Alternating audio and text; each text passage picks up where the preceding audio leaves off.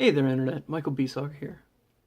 This is going to be a quick, short message, and I just want to get you to learn a single phrase. But I'm going to tell you why, and then I'll tell you what that phrase is.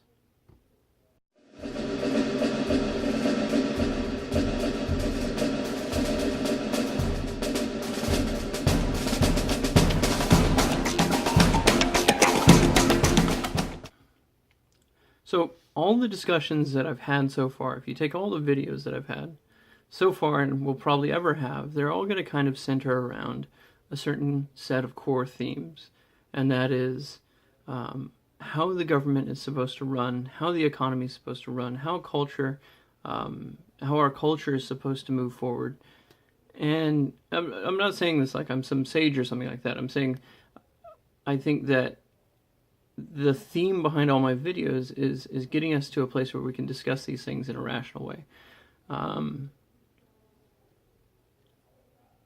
of the big problems with that is that I think there are a lot of people who don't think about government in terms of what it should do. They think about what it can do. And that leads down a horrifying path. Just think for yourself right now what governments have done that is atrocious, that is despicable. Think of all the things that governments throughout all ages have done that you wish you could wipe away from the slate of history. Those are all things a government can do. If a government did do it, it's because they can do it. And so thinking in terms of what our government can do without first limiting yourself to what it should do is dangerous. It's dangerous to the point of leading possibly to the end of our society, leading possibly to the end of civilized society.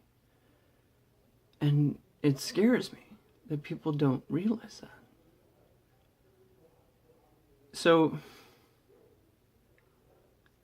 I responded to this tweet earlier from Bernie Sanders where he said that this new discretionary budget from the president is it's going to cut programs from seniors and from children and stuff and add money to the defense.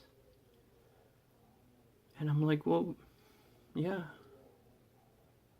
I don't see a problem with that. Provide for the common defense is part of what the government's supposed to do.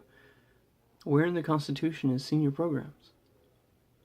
And somebody tweeted back to me, they said, well, I think it's in the preamble, and he pointed out promote the general welfare. Well, I appreciate that he joined the discussion. I think that he missed the point. Promote and provide are not the same word.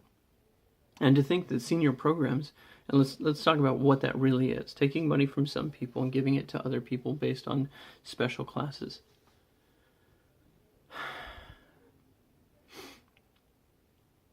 To think that creating slaves out of one class to provide for another class, you would think that we'd have gotten away from that by now. So for senior programs to fall under promote the general welfare, you'd have to change one of the words. Actually, you'd have to change two of them. You'd have to change the word promote to provide, and then you'd have to change the word general to special.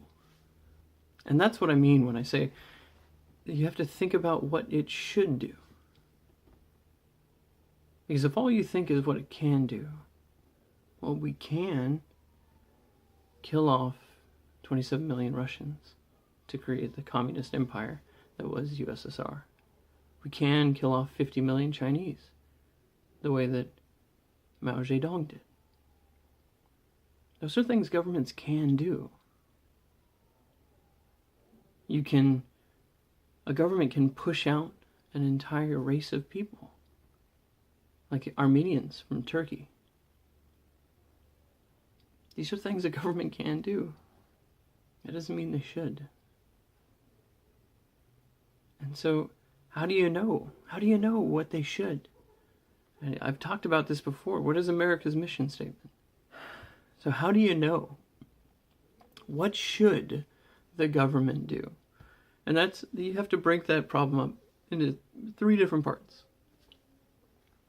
And I think I've talked about each of these in a different video or different videos, but you have to break it up into what level of government should do whatever you're asking, whether it be city, county, state, or federal. What role are you fulfilling, and where do you find those roles? You want to do senior programs, then you should incentivize the creation of nonprofit organizations that take care of seniors. Provide for the common defense. That's in there. So spending money on common defense, that makes sense. So what's the phrase you need to learn? And I know if you're watching this video, you probably already know it. But what I'm doing, what I want you to do is use it more. I'm encouraging you to try to use it every single day. And the phrase is proper role of government. Or if you like to sound more college SAT-like, proper purview of government. Center the conversation on that. Bring the conversation back to that. And I think we can start to fix the problems that have destroyed places like Detroit, Chicago, are destroying California. The fact that we've had a net negative immigration this year for the first time in forever is proof that people not thinking in terms of what the proper role of government, but the possible role of government, those people have ruined California. We've regulated business out of the state, and we've taxed people out of the state. It's terrifying that people don't automatically understand that it's because we're doing things with government you're not supposed to. And I know that you're not supposed to because it's in the Constitution. That's the proper role of government. Chop away everything that isn't, and we'll be in a much better place. Hey, thanks for watching. If you liked the video, please click like. And if you want to see more of this content, go ahead and click subscribe. I hope to see you soon. Be safe.